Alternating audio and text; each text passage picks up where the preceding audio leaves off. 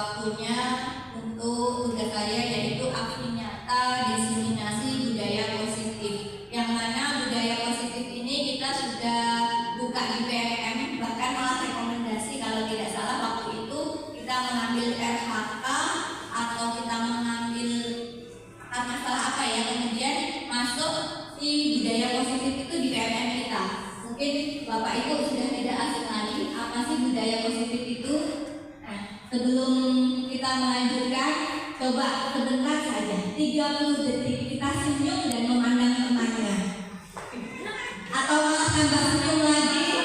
Lupakan, artinya lupakan apa yang masalah kita di sini. Di sini banyak Bapak Ibu. Nah, sekarang sambil lihat temannya, senyumnya temannya tambah kita jadi senyum atau tambah kita jadi tenang. Ya.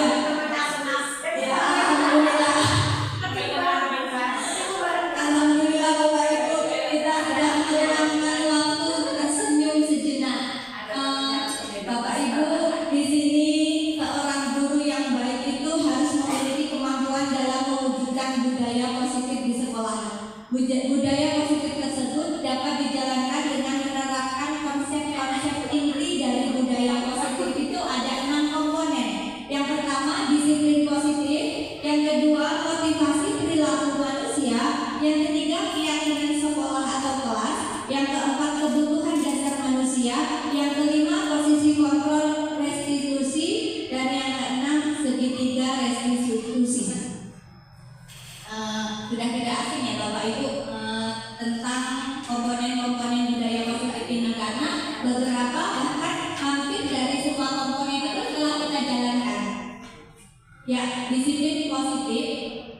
Disiplin positif merupakan suatu cara penerapan disiplin yang mengajarkan anak bertanggung jawab dan menumbuhkan kesadaran diri berdasarkan nilai-nilai kebajikan. Nilai-nilai kebajikan yang kita inginkan pada anak itu apa sih kira-kira Bapak Ibu? Nilai-nilai kebajikan pada anak itu ada apa saja? Ramah, peduli, sopan, apa lagi? Jujur, apa Bu? Tanggung jawab. Nah, itu masuk dari nilai-nilai kebajikan atau nilai-nilai yang ada di dalam disiplin positif itu. Disiplin positif lebih ke arah disiplin diri yang dapat mengontrol diri dalam melakukan segala tindakan. Disiplin positif ini dapat membuat murid memahami dan menyadari berdasarkan motivasi internal, bukan akibat paksaan, pujian, ataupun hukuman. Kalau kita tahu, mungkin kita menghukum anak itu untuk efek jerah atau lainnya. Nah, di sini nanti kita akan kupas satu persatu. Untuk disiplin positif ini akan berkaitan dengan nilai kebajikan tadi, berkaitan dengan 6 karakter dalam profil pelajar Pancasila yang sudah kita ketahui, yaitu ada 6 dimensi: beriman bertakwa kepada Tuhan dan berakhlak mulia, mandiri, berbinekaan global, bergotong royong, kreatif, dan bernalar kritis. Nah, ini juga disebut dari kita mengambil akar masalah yang tadi Pak Faiz ya Bapak Ibu untuk PRO tadi. Di sini ada bernalar kritisnya, ada kreatifnya, bergotong royong seperti yang Bapak Ibu sebutkan. Peduli itu masuk ke mana nih? Kebinekaan global kah? Masuk ke gotong royong kah atau mana? Sebenarnya itu sudah masuk ke 6 dimensi ini tadi. Hanya saja mungkin menurut kita itu jujur, itu peduli, kemudian itu tanggung jawab. Sebenarnya sudah ada di dalam profil pelajar Pancasila.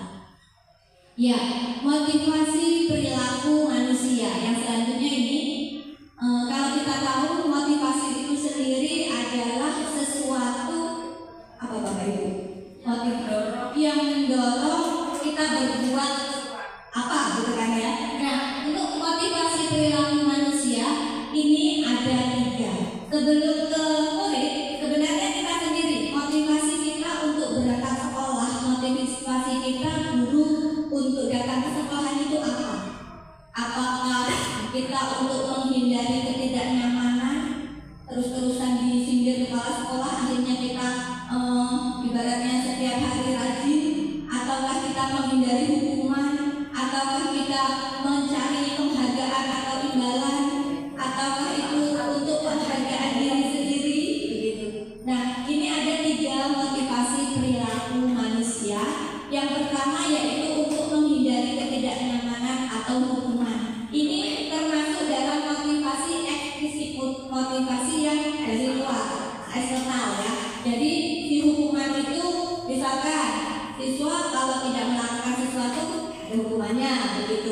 masih motivasi eksternal ya, yang dari luar, artinya belum dari diri sendiri. Yang kedua juga begitu, untuk mendapatkan imbalan atau penghargaan dari orang lain. Terkadang kita malah mengiming-imingi anak, artinya ayo siapa yang berangkat duluan, ibu kasih pensil, atau yang bisa maju ibu kasih bintang, atau seperti itu. Nah, ini masih ke dalam motivasi eksternal. Dan yang ketiga, ini motivasi internalnya, untuk menjadi orang yang mereka inginkan dan menghargai diri sendiri dengan nilai-nilai mereka percaya. Seperti kita berangkat sekolah niatnya untuk mengajar. Kalau kita menghargai diri sendiri, otomatis setiap pagi kita tidak disuruh atau tidak apapun, kita sudah melaksanakan tugas kita sendiri. Bahkan sebelum pelajaran anak dimulai, kita sudah datang lebih awal. Itu artinya motivasi intrinsik dari diri kita sendiri. Begitu juga anak Bapak Ibu. Yang selanjutnya, keyakinan sekolah atau keyakinan kelas. Sudahkah Bapak Ibu membuat keyakinan kelas? Atau Ibu kecewa sama kamu? Kemarin sudah mulai rajin, kok sekarang begitu lagi? Pernah tidak Bapak Ibu kita begitu? Nah, artinya itu di posisi membuat rasa bersalah. Kemudian sebagai teman, terkadang ayolah nak, diambil bantu ibu, gitu kan? Berarti itu pada posisi teman. Atau posisi pengontrol, yaitu apa peraturannya. Misal anak itu salah menggunakan sepatu, aturan kita sepatu itu hitam misalkan. Anak itu pakai sepatu putih, yo harus pakai sepatu putih, atau ini salah betul nih, atau seperti pemantau kita ada di situ. Kemudian ada lagi yang kelima, yaitu posisi kita sebagai manajer, di mana posisi manajer ini yang paling disarankan Bapak Ibu. Artinya ini untuk menguatkan pribadi peserta didik. Apa yang kita yakini, apa yang sudah diyakini mereka, kita kuatkan lagi. Di posisi kontrol restitusi, di antara kelima posisi kontrol tersebut, sebaiknya seorang guru menggunakan posisi kontrol sebagai manajer. Ada pendekatannya. Sebagai manajer, guru dapat berbuat sesuatu bersama murid, mempersilahkan murid bertanggung jawab, dan mendukung murid agar dapat menemukan solusi. Jika anak itu ada masalah, nah kita sebagai manajer nih, kita tanyai murid itu apa faktornya, kemudian kesepakatan kelas apa yang mereka langgar, kemudian kita kuatkan mereka itu ada harus dikuatkannya di mana. Mungkin sebagai seorang guru kita tidak bosan-bosan selalu mengingatkan, karena memang anak itu tidak langsung berubah dengan apa yang kita katakan, artinya masih berproses, itu masih lama. Selain itu, posisi manajer mengacu pada restitusi yang dapat menjadikan murid sebagai manajer bagi dirinya sendiri, sehingga dapat tercipta sekolah atau keyakinan kelas. Sudahkah Bapak Ibu membuat keyakinan kelas? Sudah. Alhamdulillah, setiap kelas kita sudah ada kesepakatan, alhamdulillah, kesepakatan kelas atau keyakinan kelas. Di mana kesepakatan itu mungkin awalnya kita buat bentuk sama murid, kemudian hanya tertulis saja, atau sekarang mulai diyakinkan? Sudah mulai dilaksanakan, sudah mulai anak itu meyakini apa yang sudah menjadi kesepakatan mereka dengan gurunya. Keyakinan sekolah atau keyakinan kelas. Guru berperan dalam mewujudkan terbentuknya keyakinan sekolah atau kelas dengan adanya kesepakatan antara guru dan murid. Sudah dibuat. Keyakinan sekolah atau kelas berupa pernyataan universal yang mudah diingat dan dipahami dan harus diterapkan di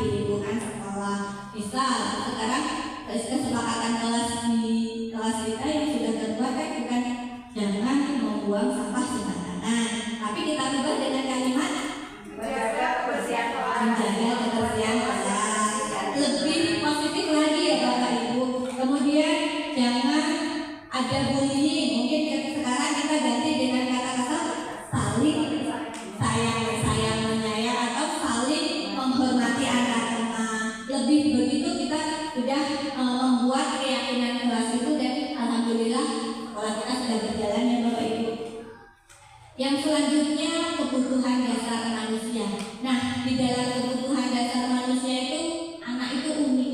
Kok anak ya? Kita saja mungkin ada kebutuhan dasar ya. Nah, kebutuhan dasar manusia yang pertama bertahan hidup, kasih sayang dan rasa terima yang kedua, yang ketiga penguasaan, yang selanjutnya kebebasan, dan yang kelima kesenangan. Mungkin anak itu melakukan sesuatu ada kebutuhan dasarnya, seperti kasus yang barusan di kelas 5 dan kelas 4 itu, mungkin rasanya dia itu kebebasan. Artinya ketika istirahat, anak-anak itu bisa bebas apapun yang dia inginkan. Ternyata itu kurang baik. Artinya kebebasan yang dia gunakan ternyata agak lewat jalur nih, gitu. Itu sebenarnya kalau kita tanyai anak-anak itu apa sih kebutuhan dasarnya, pasti di situ ada beberapa kebutuhan yang mereka belum dapat. Artinya gini. Nah, contohnya begini, ada kasus Bapak Ibu. Ibu Zulaikha dulu wali kelas 3 sedang bingung menghadapi ulah salah satu murid di kelasnya, Tommy. Beberapa anak telah mengeluhkan Tommy yang seringkali meminta bekal makan siang mereka dengan paksa. Jika Anda menghadapi situasi seperti Ibu Zulaikha, apa yang akan Anda lakukan? Menurut Anda, kira-kira apa alasan Doni melakukan itu? Mohon maaf, itu Tommy ya. Menurut Anda, kira-kira apa alasan Tommy? Tommy itu gak bawa bekal. Nah, lapar kata ibu. Tommy itu lapar. Berarti kebutuhan apa yang si Tommy itu ingin penuhi ibu? Berarti bertahan hidup ya. Berarti ya dari kasus itu tadi, alasan pertama Tommy itu ia lapar karena orang tuanya itu tidak membawakan bekal. Maka kebutuhan dasar yang sedang berusaha dipenuhi Tommy yaitu kebutuhan bertahan hidup. Maka makan makanan terlebih temannya. Ada lagi alasan Tommy, mereka karena dia merasa senang temannya jadi perhatian dia ketika temannya melaporkan tindakan itu pada gurunya dan guru memberitahu orang tuanya sehingga orang tuanya jadi memperhatikan dia. Nah itu menurut dia kebutuhan dasarnya yang disayangi sama orang tua lebih. Nah, sebenarnya ada faktor-faktor itu. Dan yang ketiga, alasan Tommy berikutnya yaitu karena temannya jadi takut dengan dia dan menuruti keinginan dia. Maka sebetulnya Tommy itu berusaha memenuhi kebutuhan dasarnya yaitu kekuasaan. Nah, pasti kalau kita tanyakan kembali anak itu berbuat apa dan faktornya apa, pasti ada 5 kebutuhan dasar itu yang ada pada diri. Dia punya alasan Bapak Ibu. Mungkin kan kita saja, kamu itu nakal, kamu itu begini. Sebenarnya kalau kita pelan-pelan tetap dia itu punya alasan tertentu untuk memenuhi kebutuhannya yang belum terpenuhi itu tadi. Selanjutnya posisi kontrol restitusi. Adakah Bapak Ibu kemarin sudah membuka PNN yang tentang restitusi? Belum. Disiplin positif ya. Di situ restitusinya masuk ke disiplin positif atau ke diri sendiri? Masih ke disiplin positif kan ya. Berarti posisi kontrol yang berikutnya yaitu restitusi. Nah, dalam posisi kontrol restitusinya ada 5 Bapak Ibu. Yang pertama, guru sebagai penghukum. Yang kedua, guru sebagai pembuat merasa bersalah. Yang ketiga sebagai teman. Yang keempat sebagai pemantau. Yang kelima sebagai manajer. Adakah Bapak Ibu sekarang di posisi kontrol nomor 1 sebagai penghukum? Ya, saya sendiri masih terkadang di kelas atau masih campur kata Bu Elis. Ada penghukumnya, ada sebagai temannya, ada posisi sebagai pemantaunya, bahkan sudah di posisi jadi kerjaan kita. Iya, sebagai manajer. Ya, begitu. Mungkin kadang kita pas di posisi begitu kita sebagai teman. Kemudian pas di posisi yang lainnya kita sudah mulai jadi sebagai manajer. Nah, artinya di 5 posisi kontrol ini ternyata kita refleksi kembali Bapak Ibu, yaitu sebagai penghukum. Biasanya kita menghakimi, menunjuk-nunjuk, menyakiti, menyindir anak. Benar saja Bu. Artinya agak panjang kalau anak itu mempunyai kasus tertentu.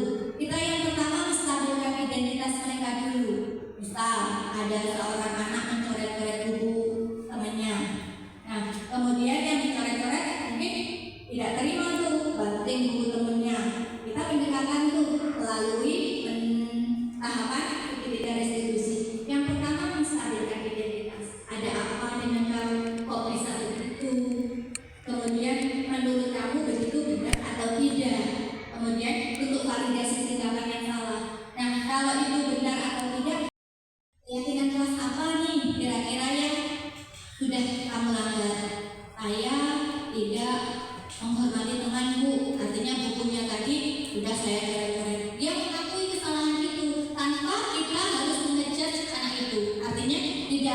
tidak langsung kamu ini salah, buku ini kamu coret-coret tidak benar, bukan seperti itu. Jadi kita melakukan segitiga restitusi yang ada 3 tahapannya: menstabilkan identitas, validasi tindakan yang salah, menanyakan keyakinan yang sudah dibuat di kesepakatan kelas itu tadi.